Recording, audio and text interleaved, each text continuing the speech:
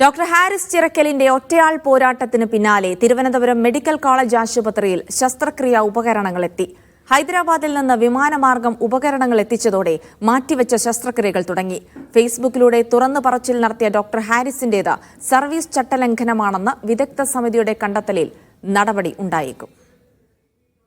Thiruvananthapuram medical കോളേജിൽ ഉപകരണമില്ലാതെ ശസ്ത്രക്രിയ മുടങ്ങിയെന്ന doctor ഹാരിസിന്റെ തുറന്നുപറച്ചിലൂടെ ആരോഗ്യ സംവിധാനത്തിന്റെ കണ്ണ് വേഗം തുറന്നു. ആരോഗ്യമന്ത്രി ഇടപെട്ട് ഉപകരണം എത്രയും വേഗം എത്തിക്കാനുള്ള ഇടപെടൽ നടത്തി. ഇന്ന് രാവിലെയോടെ ലിത്തോക്ലാസ്റ്റ് പ്രോബ് ഉപകരണം ഹൈദരാബാദിൽ നിന്ന് വിമാനമാർഗം മെഡിക്കൽ കോളേജിൽ എത്തിച്ചു. മാറ്റിവെച്ച 4 ശസ്ത്രക്രിയകളും മുൻകൂട്ടി നിശ്ചയിച്ചവയും യൂറോളജി വകുപ്പിൽ ചെയ്തു തുടങ്ങി. ചില സ്വകാര്യ ആശുപത്രികളിൽ നിന്നുള്ള പ്രോബും ഇന്നലെ മെഡിക്കൽ കോളേജിൽ എത്തിയിരുന്നു. അതിനിടെ സംഭവം അന്വേഷിക്കുന്ന 4-അംഗ വിദഗ്ധ സമിതി വിവിധ വകുപ്പ് മേധാവികളിൽ നിന്ന് വിവരങ്ങൾ ശേഖരിച്ചു. ഡോക്ടർ ഹാരിസ് ചിറക്കൽ ഫേസ്ബുക്കിലൂടെ തുറന്നു പറച്ചിൽ നടത്തിയത് സർവീസ് ചട്ടലംഘനമാണെന്ന് വിദഗ്ധ സമിതി വിലയിരുത്തി. വിശദമായ റിപ്പോർട്ടിന് ശേഷം ഡോക്ടർക്കെതിരെ നടപടിക്ക് സാധ്യതയുണ്ട്. നടപടിയുണ്ടായാൽ ശക്തമായ പ്രതിഷേധമുണ്ടാകുമെന്ന് KGMCTA മുന്നറിയിപ്പ് നൽകി. പുറകെ നടന്ന് ഓരോ ഫയലും എവിടെയിരിക്കുന്നു, എങ്ങനെയാണ് പോകുന്നത് എന്ന് പറഞ്ഞിട്ട് ഓരോ ദിവസം ഫോളോ അപ്പ് ചെയ്യാൻ ഒരു HODക്ക് സമയം കിട്ടിയെന്നിരിക്കില്ല.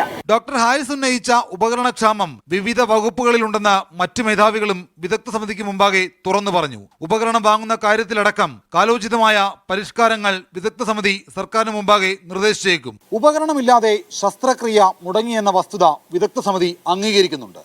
പക്ഷേ അപ്പോഴും ഒരു വകുപ്പ് മേധാവി ചെയ്യേണ്ട എല്ലാ ഉത്തരവാദിത്തങ്ങളും ഡോക്ടർ ഹാരിസ് ചിറക്കൽ ചെയ്തോ എന്നുള്ള ചോദ്യവും വിദഗ്ധ സമിതിക്ക് മുമ്പാകെയുണ്ട്. തിരുവനന്തപുരത്ത് നിന്ന് ഷിജോ കുര്യൻ, മീഡിയ 1.